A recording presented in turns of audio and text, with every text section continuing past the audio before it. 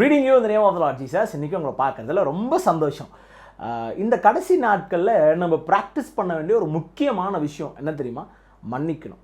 நம்மளுக்கு தீங்கு செஞ்சவங்களையோ இல்லை நம்மளை ரொம்ப அசிங்கமாக பேசினவங்க இல்லை நமக்கு விரோதமாக இருக்கிறவங்கள நம்ம மன்னிக்க நம்ம கற்றுக்கணும். ஒரு ரீசெண்டான ஒரு எக்ஸாம்பிள் உங்களுக்கு நான் சொல்ல விரும்புகிறேன். அது என்னென்னா, ரீசெண்டாக சார்லி கர்க் அப்படின்ற ஒரு மிஷினரி, ஒரு தேவனுடைய மனுஷன். What a man! அவரை மாதிரி நான் ரீசெண்டாக அவரோட டிபேட்ஸ் எல்லாம் பார்க்கும்போது அவ்வளோ சூப்பராக இருந்துச்சு. அவரை பேசிகிட்டே இருக்கும் போது அவரை என்ன பண்ணிட்டாங்கன்னா சுட்டாங்க. அந்த சுட்டு கரெக்டாக இங்கே மாட்டுச்சு. இன்றைக்கி அவருடைய ஒய்ஃப் அவருடைய ஃபியூனரல் சர்வீஸில் அவர் சொல்கிறாங்க, father, I forgive them as they don't know what they did. நான் மன்னிக்கிற அவங்க என்ன பண்ணாங்கன்றது அவங்களுக்கே தெரிலப்பா, அவங்கள மன்னிச்சிருங்கப்பான்னு சொல்கிறாங்க. தாம் புருஷனை அவ்வளோ சாவடித்த ஒரு நபர்களை பார்த்து சார்லி கர்க்கோட ஒய்ஃப் சொல்கிறாங்க, அவங்கள மன்னிச்சிருங்கப்பான்னு சொல்கிறாங்க. எவ்வளோ அழகான ஒரு வார்த்தை!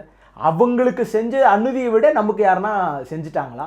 இன்றைக்கி நான் சொல்கிறேன், அந்த மாதிரி நம்மளோட வாழ்க்கையும் இன்றைக்கி எப்படி அந்த அக்கா சொல்கிறாங்களோ அதே மாதிரி நம்மளும் இந்த கடைசி நாட்களில், இசப்பா நான் மன்னிச்சிடுறேன்ப்பா, ஆண்டவரே இவங்களை மன்னிக்கிறேன், எனக்கு தீங்கு செஞ்சாங்க, ஆமாம் எனக்கு விரோதமாக பண்ணாங்க, என்னுடைய காரியங்களை அவங்க அபகரிச்சிட்டாங்க, right, but even though I forgive them, I love them, அவங்கள நான் மன்னிக்கிறேன், நேசிக்கிறேன்னு சொல்லி பாருங்களேன்.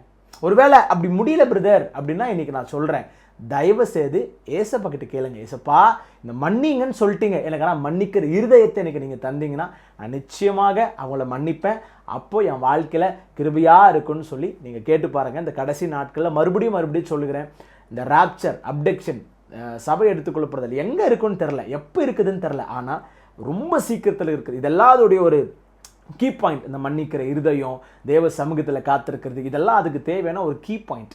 இதெல்லாம் நம்ம உறுதியாக இருந்தோம்னா நம்மளை யாராலையும் எதுவுமே பண்ண முடியாது, ராப்சரில் எடுத்துக்கொள்ளப்படுவோம். மறுபடியும் சொல்கிறேன், மன்னிக்கிற இருதயத்தை ஏசப்பக்கிட்ட கேளுங்க. மன்னிக்கிற இருதயம் உங்கள் வாழ்க்கையில் இருந்துச்சுன்னா நிறைய பேரை மன்னிப்பீங்க, ஆண்டோட ராஜ்யத்துக்குள்ள நீங்கள் எடுத்துக்கொள்ளப்படுவீங்க. தேங்க்ஸ் ஃபார் வாட்சிங் this. God bless you. See you all next video soon. Love you all.